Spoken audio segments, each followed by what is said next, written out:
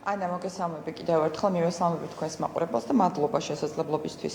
პირველი, რასაც ვიტყოდი შალვა პაპუაშვილის განცხადებაზე, საკუთარი წევრებით დაიწყონ.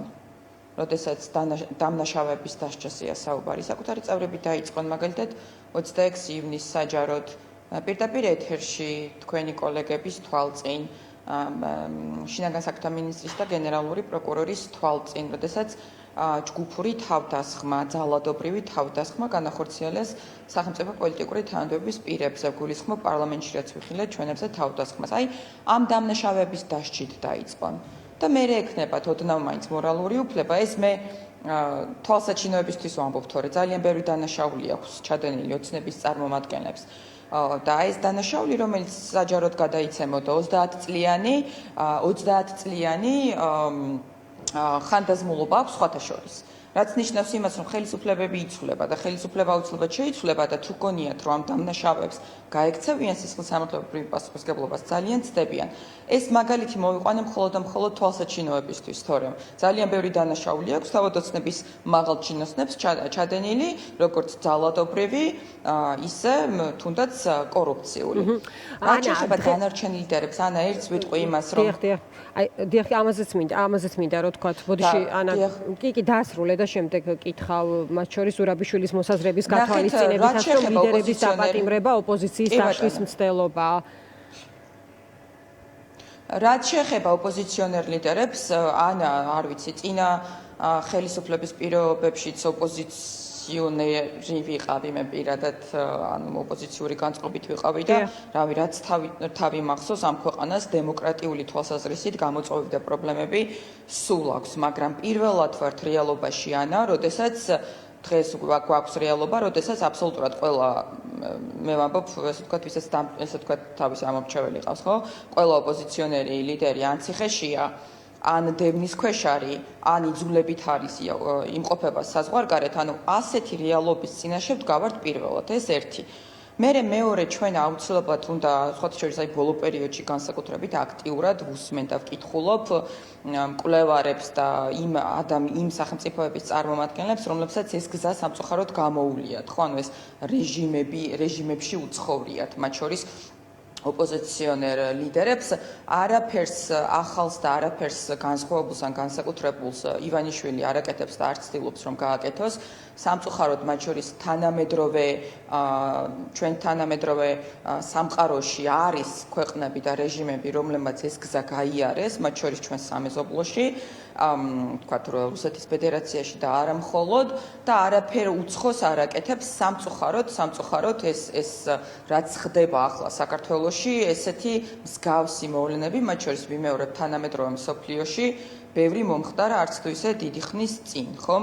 ამიტომ ჩემი პირადი დამოკიდებულება სხვათა შორის თქვენმა კოლეგებმა აქტიურად დაიწყეს, ხო, ნუ ლოგიკურად დაიწყეს კითხვის დასხმა, რომ აი რას ურჩევდით, ხო, პოლიტიკურ ოპოზიციონერ იმ ლიდერებს, რომლებსაც მრავალწლიანი ციხე ემუქრებათ. ახლა ეს იმდენად მძიმე თემა ანა, რომ ნუ ჩემს არ არის რა თქმა უნდა დამოკიდებული, ხო თვითონ იღებენ ადამიანები ამ გადაწყვეტილებას, მაგრამ ჩემი ერთი ადამიანის პოზიცია არის ის, რომ რაც უფრო ნაკლები ოპოზიციონერი ლიდერი მოექცევა ივანიშვილის კლანჭებში და რაც უფრო ნაკლები ოპოზიციონერი ლიდერი მოექცევა ივანიშვილის არა სამართლის და კანონის, არამედ ივანიშვილის პერსონალურ იურისდიქციაში უკეთესი ყველასთვის, არა მხოლოდ ამ ლიდერებისთვის და მათი ოჯახებისთვის, არამედ ქვეყნისთვისაც ეს ჩემი პირადი დამოკიდებულება ოპოზიციას რა ამას მიმყარებს ანაი თუ შეიძლება დავასრულებ თუ შეიძლება ამ ჩემს პოზიციას მიმყარებს არა მხოლოდ თქვა ჩემი პერსონალური ემოციური დამოკიდებულება მოვლენებისადმი, არამედ მიმყარებს მათ შორის ვსაუბრობდი მე აი ამ ქცევის პატერნს, ესე ვთქვათ, რომელიც ჩვენაირი რეჟიმების, მათ შორის ჰიბრიდული რეჟიმების ქვეყნებს გამოუვლიათ, აი იმ ქვეყნების მაგალითებიც მე ამ პოზიციას მიმყარებს. ანა, რა შეუძლია დღეს ოპოზიციას? აი, გარდა იმისა, რომ არჩევანზე კითხვაც არ ვიცი რამდენად რელევანტურია, იმიტომ რომ გამზადებულია ხო ეს დააკიდებული საქმეები, რომელიცაც ჩვენ შესაძლოა მოკლე პერიოდში ვნახოთ გადაწყვეტილება. მე წინა სტუმართანაც ვსვამდი ამ კითხვას, რომ რა გავლენის მქონე იქნება. აი, ვთქვათ, შემდეგ იყო ნახსენები, რომ მოდის 2028 წელი. თქვენ ახსენეთ, რომ პირველად არის ამგვარი ვითარება, როდესაც ლიდერების აბსოლუტური უმრავლესობა, თქვათ, ან წასულია, ან ელოდება მრავალწლიან პატიმრობას, ანუ აქ საკმაოდ რთულ ვითარებაზეა საქმე და მრავალ წელზე, ხო? აი ამ ხრივ რის თქმა შეგიძლიათ, აი მე ვახსენე ზურაბიშვილის შეფასება, ის ამბობს, რომ ლიდერების დაპატიმრება არის ოპოზიციის დაშლის მცდელობა. და ამის შემდეგ რა ბერკეტი რჩებათ თქვენ? აი ყველას აბსოლუტურად ყველას, ვისაც ეს საქმეები სხვადასხვა შინაარსით, მაგრამ მაინც შეეხო, ხო? იქ ვიცით ახლა გახარიაზე რა საქმეებიც არის, სხვებზე რა არის და ასე შემდეგ. როგორ შეიძლება რომ პროცესი გაგრძელდეს? გიორგის შემთხვევაში არის 15 წლიანი საქმე, სხვებსაც დიახ, იმიტომ რომ აი თქვათ არის თქვათ დემოკრატიული არჩევებისადმი მოწყვლადი კიდევ ქართული ოცნება, თქვათ ჩვენ წინა პერიოდებში რაღაც გვახსოვს შეწყალებები, ისე სხვადასხვა აქტები, ამას დაექვემდებარენ ხო პოლიტიკური ლიდერები, მაგრამ ახლა ამბობთ ხოლმე რომ აი ავტორიტარიზმის თქვათ გამყარების რაღაც იმგვარი ეტაპია, რომელიც ასეთ ნაბიჯებს შესაძლოა გამორიცხავდეს. მაშინ რა იქნება ამის შემდეგ? კი ბატონო, რამოდენიმე საკითხია, რომელიც ასევე საერთო აქვს მსგავსი ტიპის რეჟიმებს, ხო?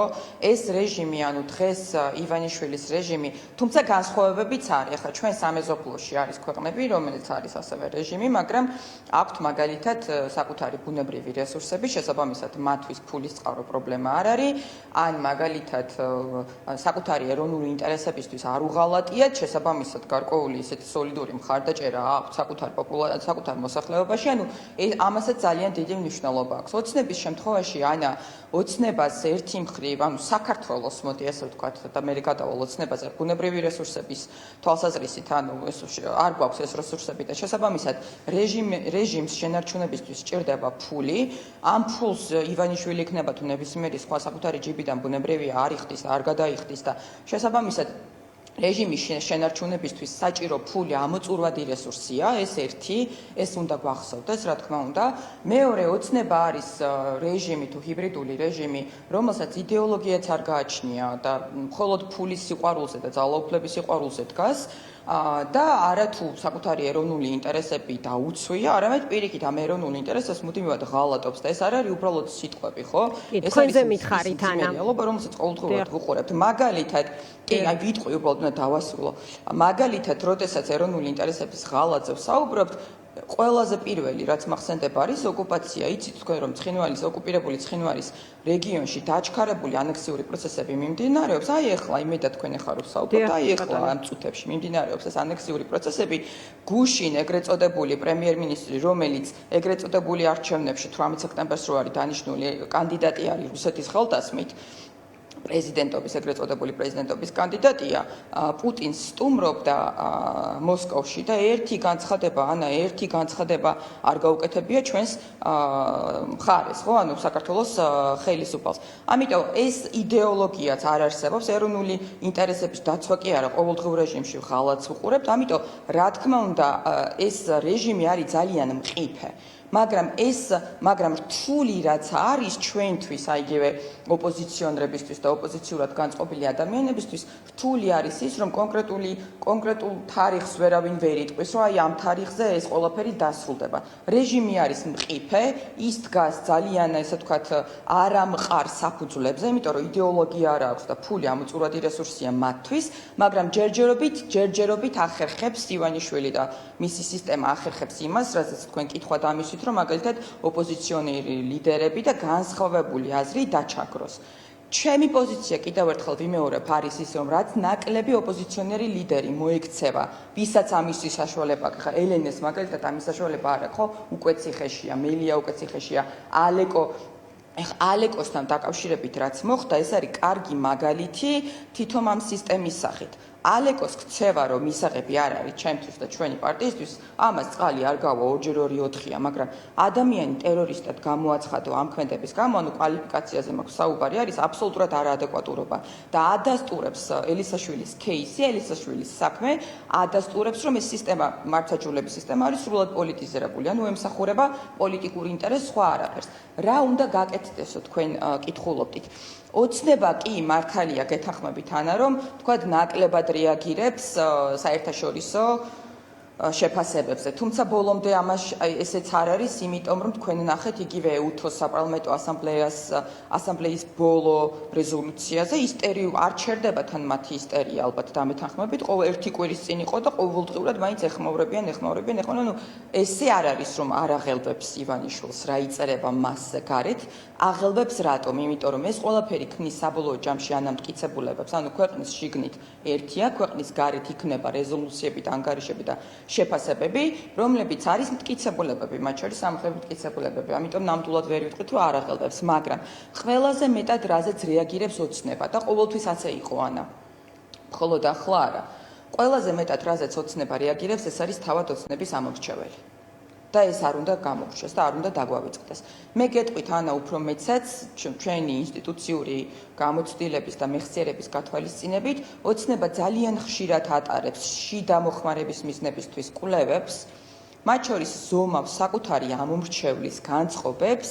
ამიტომ ოცნებისთვის, რა თქმა უნდა, მათ შორის პერსონალურად ივანიშვილისთვის ოცნების ამორჩევლის აზრს აქვს ძალიან დიდი მნიშვნელობა. ამიტომ დავუბრუნდები ისო თქვენს შეკითხვას მეორე ნაწილს, ასე ვთქვათ, მეორე არგუმენტს მოვიყვან, ოცნების ამომრჩეველთან მუშაობა არის კრიტიკულად, პრინციპულად მნიშვნელოვანი და პროპაგანდის წინააღმდეგ მუშაობას აქვს ანა როგორც ქვეყნის შიგნით, ისე ქვეყნის გარეთ კრიტიკული მნიშვნელობა, იმიტომ რომ სამწუხაროდ თქვენ ჟურნალისტი ხართ და კარგად გესმით აი ამ პროპაგანდას როგორი მოჭიდება შეიძლება ქონდეს, სამწუხაროდ ოცნების პროპაგანდას იმაზე მეტი მოჭიდება აქვს, ვიდრე ჩვენ წარმოგვიდგენია.